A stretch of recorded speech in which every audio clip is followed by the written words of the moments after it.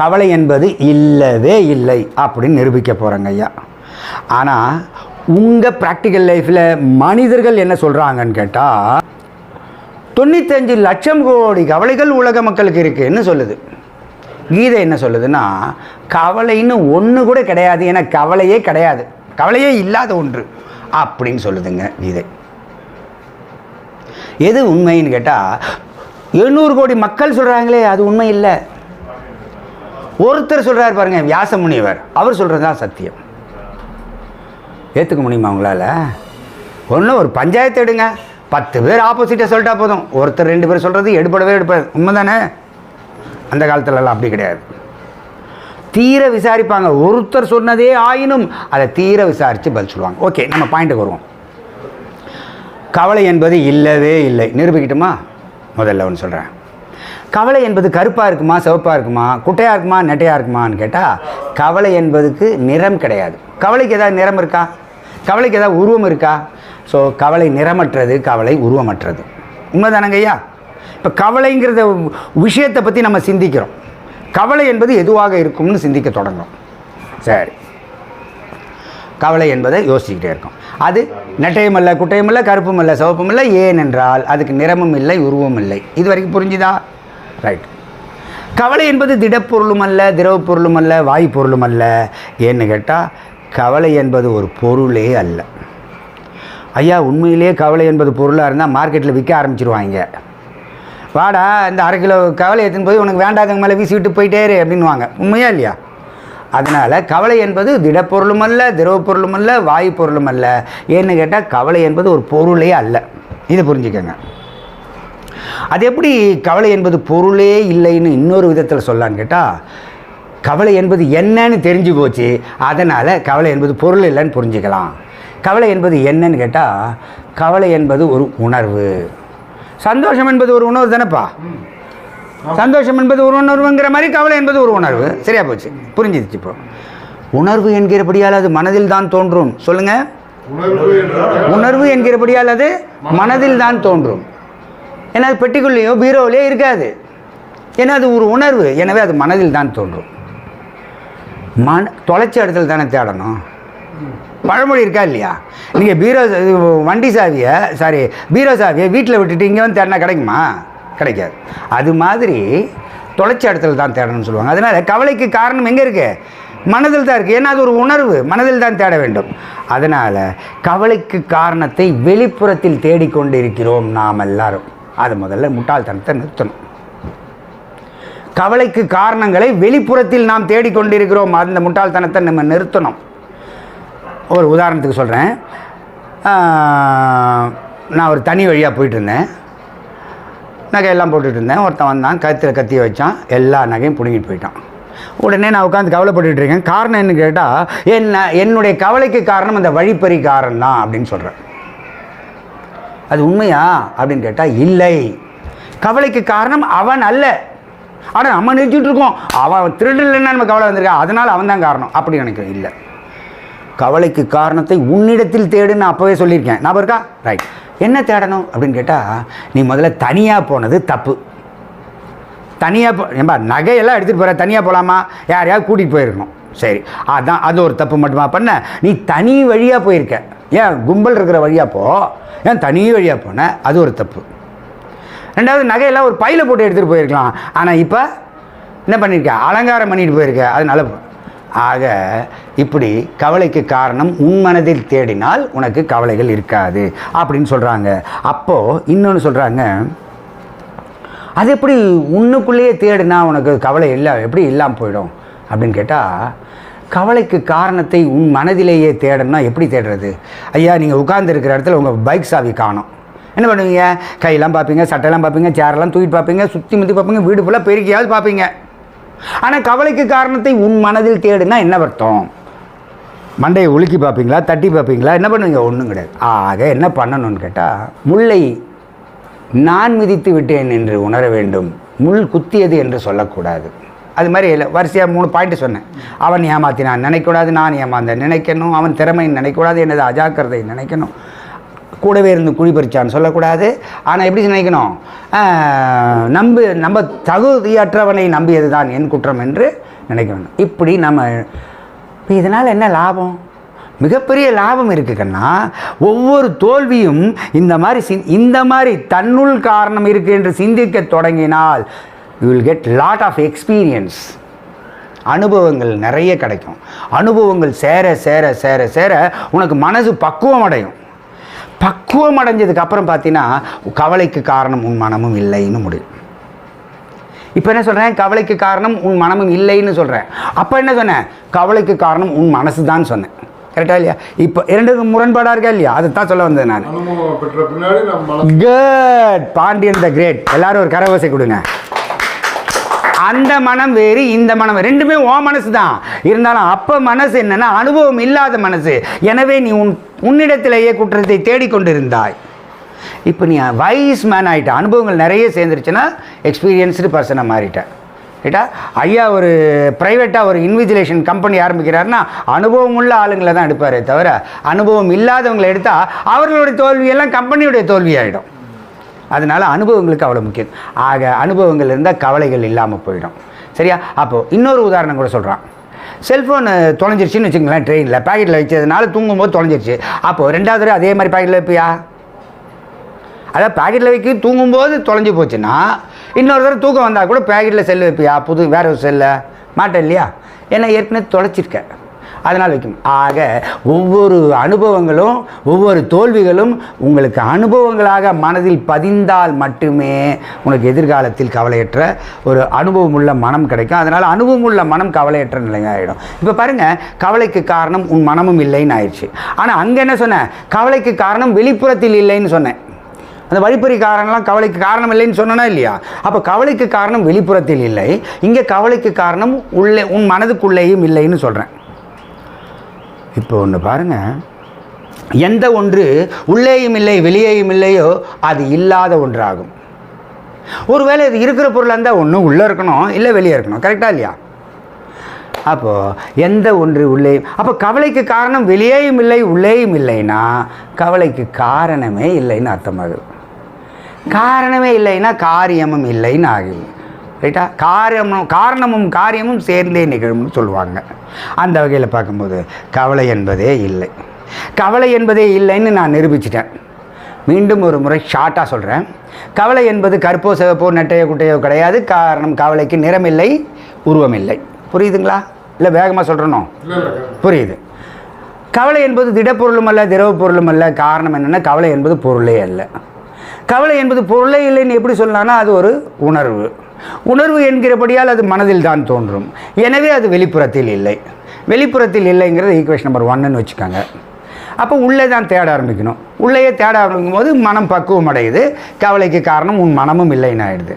அப்போ கவலைக்கு காரணம் வெளியேயும் இல்லை உள்ளேயும் இல்லைன்னா கவலைக்கு காரணமே இல்லை, எனவே கவலை என்பதும் இல்லைன்னு ஆகிப்போகுது. சரிங்களா? இப்போது கவலை என்பது இல்லவே இல்லைன்னு மேத்தமெட்டிக்கலாகவே நான் உங்களுக்கு நிரூபிச்சிட்டேன். சரிங்களா? சரி, இதை புரிஞ்சதுக்கப்புறம் நான் கேட்குறேன், பேய் என்பது இல்லவே இல்லைன்னு ஒரு ஞானம் இருக்குன்னு வச்சுக்கோ. ஞானம் தான் அது. பேய் என்பது இல்லவே இல்லை என்பது ஒரு ஞானம். இந்த ஞானத்தில் நீ உறுதியோடு இருந்தால், அந்தம்மா பேர் இந்தம்மா மீனாட்சி. மீனாட்சி சின்ன பிள்ளையா இருக்கும்போது கூட சுடுகாட்டு போயிட்டு வருவாங்க பயப்படாமல். எப்போ? பேய் என்பது இல்லவே இல்லை என்கிற ஞானத்தில் உறுதியாக இருந்தால். சுடுகாட்டு போயிட்டு வருவியம்மா? பயப்படாமல் போயிடுவியம்மா? இப்போ போய்ட்டு. ஏன்னா பேய் என்பது இல்லவே இல்லை என்கிற ஞானத்தில் உறுதியாக இருக்காங்க அவங்க. அப்படி இருந்தால் போயிட்டு வர முடியும். ஒருவேளை இருக்குமோ? எல்லாரும் சொல்லுங்கள். சொல்லும் போதே பயம் வந்துடுது பாருங்க. அப்படின்னா என்ன அர்த்தம்னா, ஞானத்தில் உறுதித்தன்மை இல்லைன்னா உனக்கு பயமும் கவலையும் உன்னை வந்து அட்டாக் பண்ணும். சிலர் சொல்கிறாங்க கவலை இருக்குதுன்னு சொல்கிறாங்க. அப்படின்னா உனக்கு ஞானத்தில் உறுதித்தன்மை இல்லைன்னு அர்த்தம். ஞானத்தில் உறுதித்தன்மை அடைஞ்சிட்டீங்கன்னா நிச்சயமாக அது இல்லைன்னு சொல்லலாம். சரியா? ஓகே. இப்போது இதுக்கு அடுத்தபடியாக கவலைப்படுவது முட்டாள்தனம் அப்படின்னு நிரூபிக்க போகிறேங்க. கவலைப்படுவது முட்டாள்தனம். கவலைப்படுவது முதல்ல புத்திசாலித்தனமே இல்லைங்க. ஏன்னு கேட்டிங்கன்னா அதாவது ஒரு சின்ன குழந்தைய எடுத்துக்கங்களேன். ஐயா முருகனையே எடுத்துக்கங்களேன். அவர் ஒரு வயசு குழந்தையாக இருக்கார். அவர் என்ன பண்ணுறாருன்னா அப்படியே அப்படி தத்தி தத்தி நடந்து போகிறார். ஏன் தத்தி தத்தி நடக்கணும்? 1 வயசு குழந்தைன்னா அப்படி தான் நடக்கும். கரெக்டா? ஐயா ஜோக் அடிச்சாங்க, கொஞ்சம் சிரிங்க. சரி, ஓகே. 1 வயசு குழந்தையா ரோட்டுக்கு வந்துடுறாரு. வந்துட்டு என்ன பண்ணுறாரு, மண் அள்ளி தலையில் கொட்டிக்கிறாரு. எல்லோரும் என்ன பண்ணுவாங்க, பாரியா அந்த குழந்தை எவ்வளோ க்யூட்டாக மண் அள்ளி தன்னுடைய பிஞ்சு கைகளால் மண் அள்ளி க்யூட்டாக போட்டுட்டு கை தட்டி சிரிக்குது பாரியான்னு ரசிப்பாங்க. அதே செயலை இப்போ அவர் செஞ்சாருன்னு சொல்லுவாங்க, பைத்தியம், மரம் கண்டு போச்சு, முட்டாள் அப்படின்னு இன்னும் என்னென்னவோ சொல்லுவாங்க. செயல் என்னவோ ஒன்று தானே, மண்ணை எள்ளி தலையில் கொட்டு. அப்போ செஞ்சால் மட்டும் அது குற்றம் இல்லை, பாராட்டுறாங்க. இப்போ செஞ்சால் மட்டும் எப்படி பைத்தியக்காரத்தனம்ன்றாங்க, முட்டாள்தனங்கிறாங்க அப்படின்னு யோசனை பண்ணி பார்க்கணும்.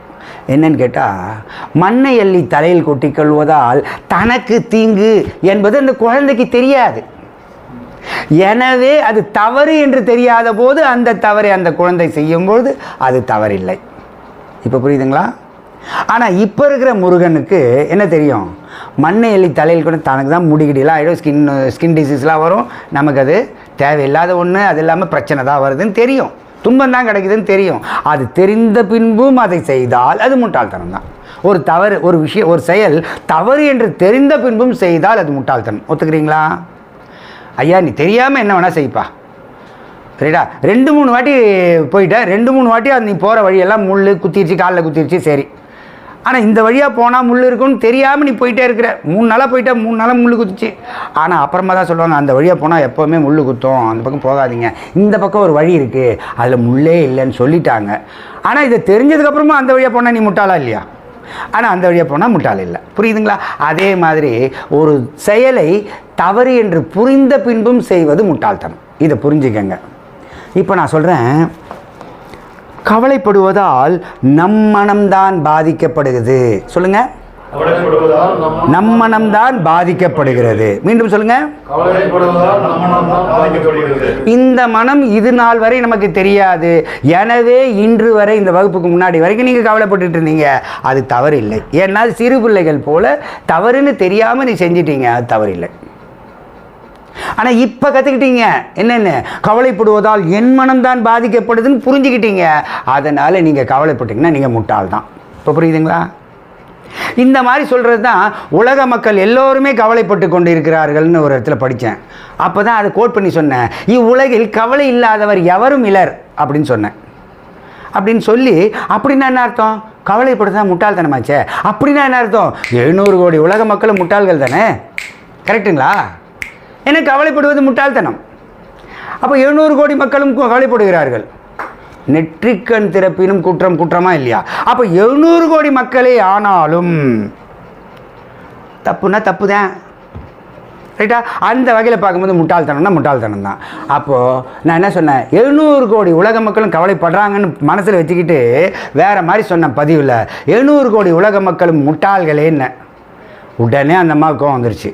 ஃபோன் பண்ணாங்க, என்ன போய் முட்டாள் நீங்கள் எப்படி சொல்லலாம், எடுத்தோடனே கட் அண்ட் ரைட்டாக தான் பேசுகிறாங்க. அப்படி நான் யாருன்னு தெரியுமா, என்னையும் உலகத்தில் உள்ள ஒரு பொண்ணு தானே, என்னை எப்படி நீங்கள் முட்டாள்னு சொல்லலாம்னு ஆரம்பித்தாங்க. இனிமேல் நீ கவலைப்படுறியாம்மா? ஆமாம், கவலைப்படுறேன்னா முட்டாள் தாம்மா நீங்கள். அது எப்படி சொல்லலாம், நீ மட்டும் இல்லைம்மா, பெரிய விஞ்ஞானியாக இருந்தால் கூட சரி, அவன் கவலைப்படுறது உண்மையாக இருந்தால் அவன் முட்டாள் தான் அப்படின்னு சொன்னேன். புரியுதுங்களா? அதுக்கு அப்படின்னா என்ன பண்ணணும், கவலைப்படுவதே முட்டாள்தனம்னு புரிஞ்சுக்கம்மா. அப்போ எப்படி கவலைப்படுவதே முட்டாள்தனம், அதான் நான் சொல்லி காமிச்சேன் சின்ன குழந்தைங்க. ஆக இந்த முறையில் கவலைப்படுவது முட்டாள்தனம்னு புரிஞ்சுக்கங்க. எப்படி 2 செகண்ட் பெருசாக நீட்டில் இப்போ உலகத்தில் அந்த போர் தொடுத்து அடிக்கிறாங்கல்ல, அந்த குழந்தைகள்லாம் சாகிறாங்க, அதுக்கும் நம்ம கவலைப்படாமல் இருக்கணுமா? அதுக்கு பேர் பிரச்சனைங்க ஐயா. நீங்கள் சொல்கிறது எல்லாமே பிரச்சனை. அவர் சொல்கிறார், இவர் சொல்கிறார், எல்லாமே பிரச்சனை. பிரச்சனை என்றால் என்னன்னு புரிஞ்சுக்கங்க. உங்களுக்கு ஒரு நியூஸ் வருது, ஃபோன் கால் வருது, உங்கள் பையன் ஸ்டேட் ஃபஸ்ட்டு மார்க் வாங்கிட்டான், அது ஒரு பிரச்சனையா உங்களுக்கு? என்ன பாருங்கள், மனசு என்ன சுயநலமாக நல்லது உங்களுக்கு மனசுக்கு பிடிச்சது நடந்தால் அது பிரச்சனை இல்லை. அப்போ நம் மனதுக்கு ஒவ்வாத விஷயம் நடைபெறுமே ஆனால் அதுக்கு பேர் பிரச்சனை. அந்த பிரச்சனை முதலில் உனக்கு வெறுப்புணர்வை ஏற்படுத்தும். நல்லா புரிஞ்சுக்கங்க, பிரச்சனைகள் உங்களுக்கு என்ன ஏற்படுத்தும், வெறுப்புணர்வை ஏற்படுத்தும்.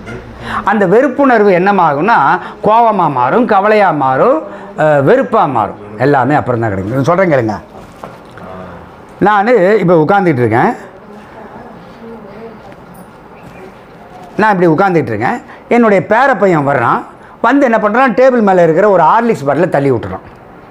தள்ளி விட்டோடனே என்ன ஆகிடுச்சுன்னா, கண்ணாடி பாட்டில் உடஞ்சி கண்ணாடி தூளும் ஹார்லிக்ஸ் கலந்து, கண்ணாடி பாட்டிலும் யூஸ் இல்லை, பாட்டிலும் யூஸ் ஆகலை, ஹார்லிக்ஸும் கெட்டு கண்ணாடி தூளுங்க யூஸ் பண்ண வீணாக போச்சு.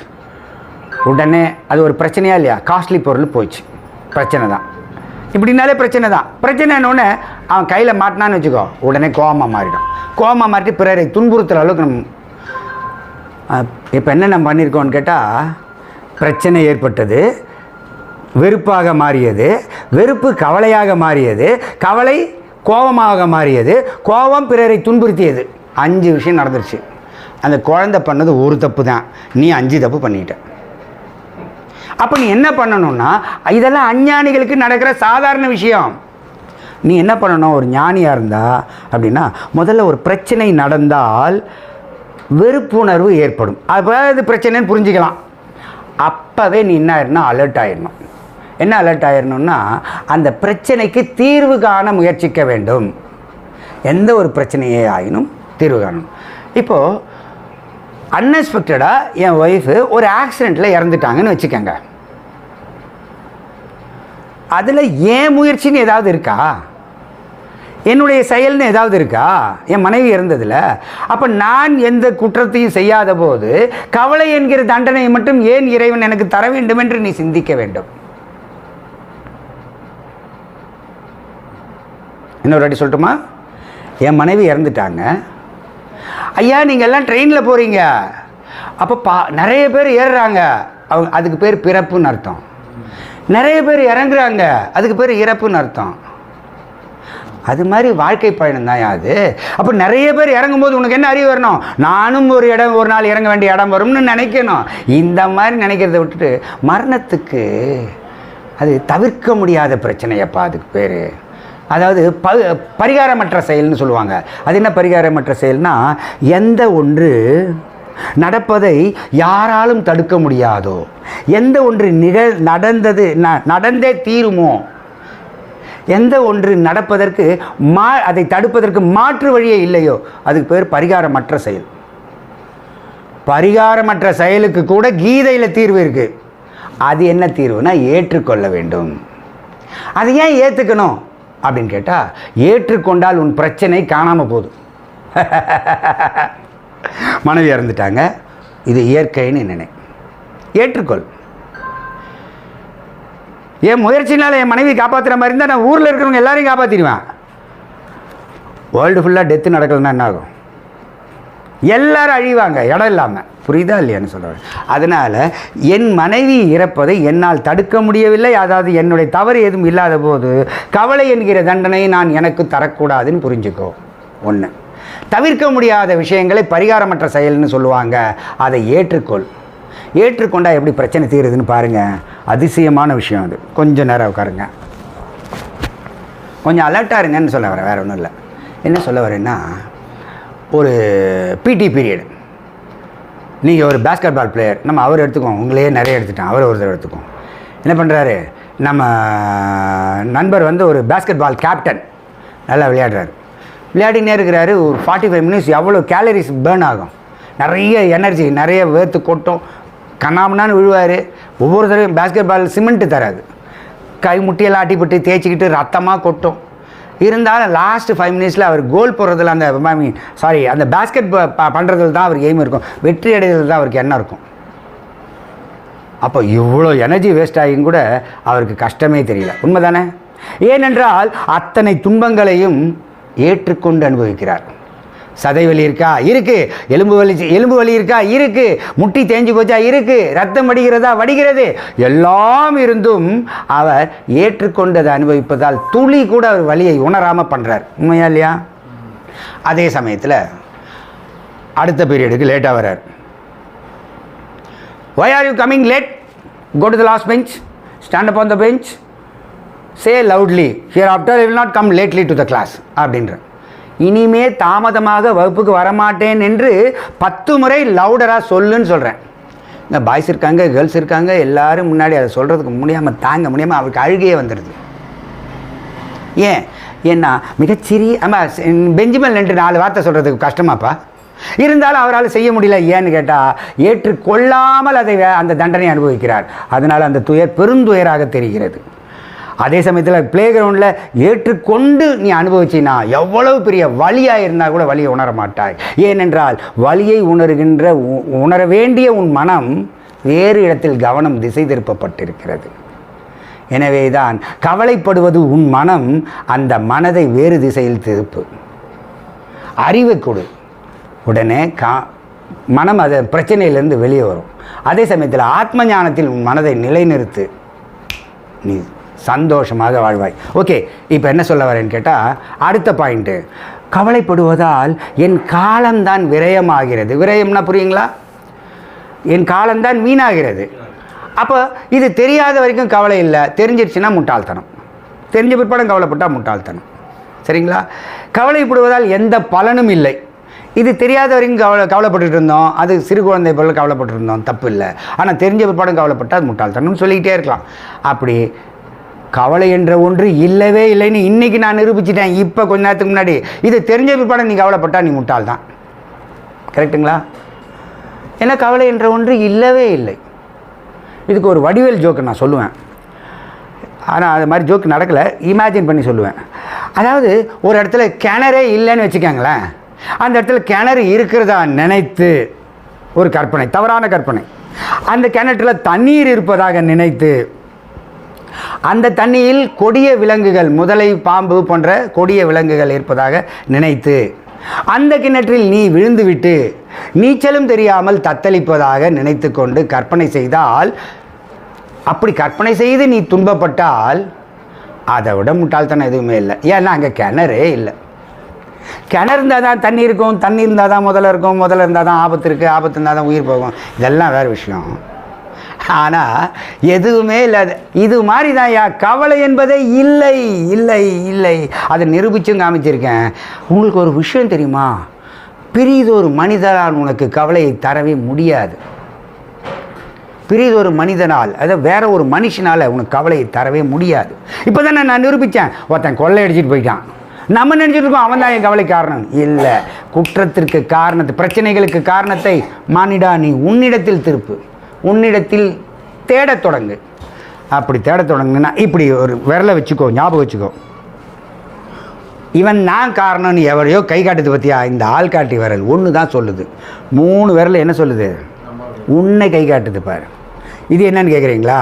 மேலே இருக்கிற ஒரு சாட்சி. அப்படி எடுத்துக்கோங்க. மேலே இருக்கிறவர், இந்த சத்தியத்துக்கு மேலே இருக்கிற ஒரு சாட்சி. ஒரு பங்கு நீ வேற ஒருத்தனை காரணம் சொல்கிறதுக்கு முன்னாடி 3 மடங்கு உன் மனதை உள்நோக்கி திருப்பி உன் மனதில் உள்ள குற்றங்களை நீ கண்டுபிடிக்க தொடங்கு. எவன் ஒருவன் எல்லா பிரச்சனைகளுக்கும் தன்னிடத்திலேயே குற்றத்திற்கான அது காரணங்களை தேடுகிறானோ அவன்தான் ஞானி. அவன்தான் ஞானி.